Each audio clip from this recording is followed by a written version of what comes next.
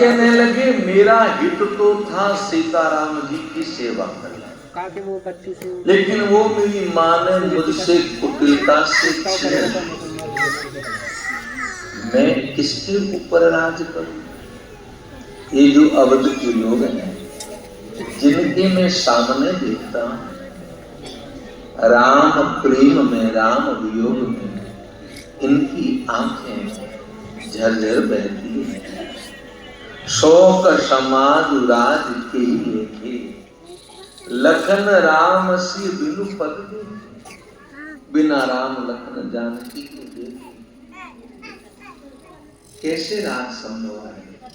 ये तो ऐसी बात हो गई कि बादि बसन बिनु भूषण भाई, बिना वस्त्र पहने कितने भी आभूषण पहन लो लेकिन व्यक्ति सुंदर नहीं दिखता। बादि विरति बिनु ब्रह्म विचारू, ऐसे ही बिना वैराग्य के ब्रह्म ज्ञान की बात करना व्यर्थ है। सरोज शरीर, ये शरीर स्वस्थ है तभी तक जगत के सब होंगे। सरोज शरीर बादि बहु भोगा, और बिनु हरि भगति जाए जब दुर्गा। अगर जीवन में भक्ति नहीं है तो जब तक कुछ भी करो, किया हुआ पुरुषार्थ, किया हुआ कर्म तो व्यर्थ नहीं जाएगा, लेकिन जो मिलना चाहिए वो नहीं मिल पाएगा।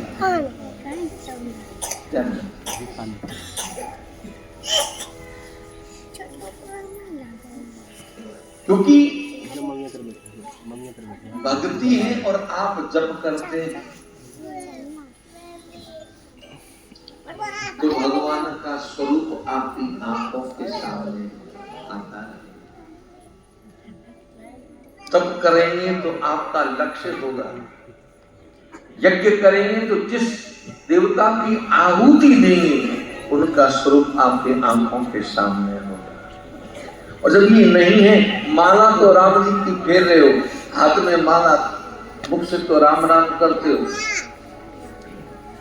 और कई लोग तो माला भी हालों की बड़ी विचित्र फेरते हैं। अब विचित्र क्या फेरते हैं? बूढ़ों को देखो आप, कई बैठे रहते हैं बाहर, अब पता नहीं किसने उनको माला फेरना सिखाया, समझ। अब ये माला ले लीजिए,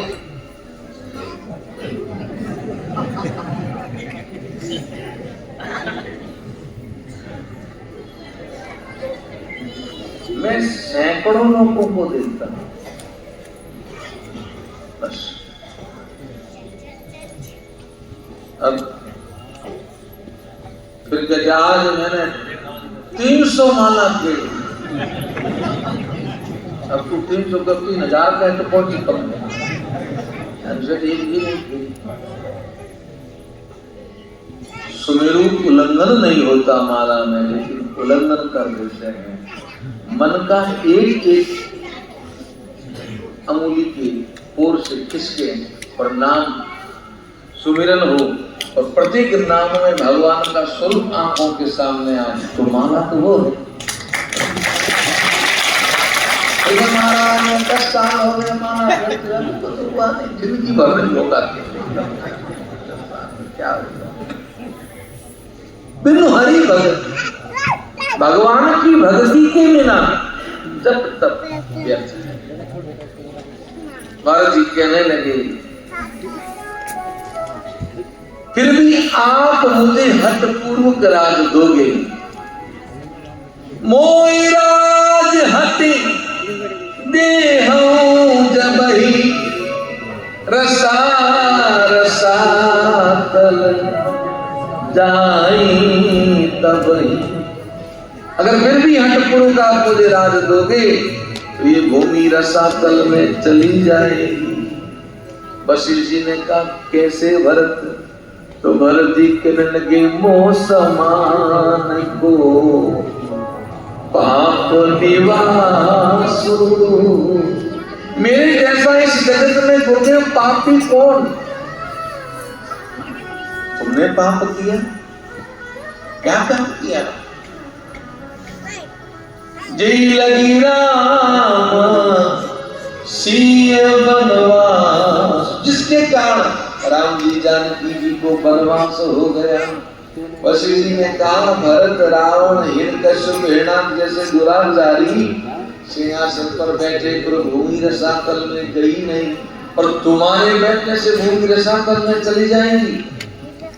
भरत जी ने कहा गुरुदेव, जो कृत्य हिरण्यकश्यप हिरणाक्ष रावण ने किया वही कृत्य अगर राम का भाई करेगा तो ये भूमि विश्वास किस पे करेगी। देखिए, आप लोगों से अपराध हो जाए, मैं जो कह रहा हूं, तो आप इस जगत में भी क्षम्य हैं और ऊपर जाओगे तो भी क्षम्य हैं, लेकिन हमसे अपराध होता है तो न तो इस जगत में क्षम्य है न ऊपर क्षम्य है। सही है गलत है? हम अगर कोई गलत कृत्य करें, क्यों? क्योंकि आप इस समाज के हम प्रेरणादायक हैं, हमको आप लोग सुनते हो, सुन के हमारे शब्दों को जीवन में धारण करके उस तरीके से जीने की कोशिश करते हो, तो हम आपको तो कहें ऐसा करो, और अगर हमारा जीवन वैसा नहीं हो तो महाराज इससे बड़ा अपराध क्या हो सकता है? सही है गलत? मैं तो कहता हूं, अब आपको तो कहें कि लोग त्याग दो, धन में आसक्ति मत रखो, तो हमारे पवन जी कहे महाराज फिर जो कमाया जो धन क्या करें, तो कि इधर दे दो।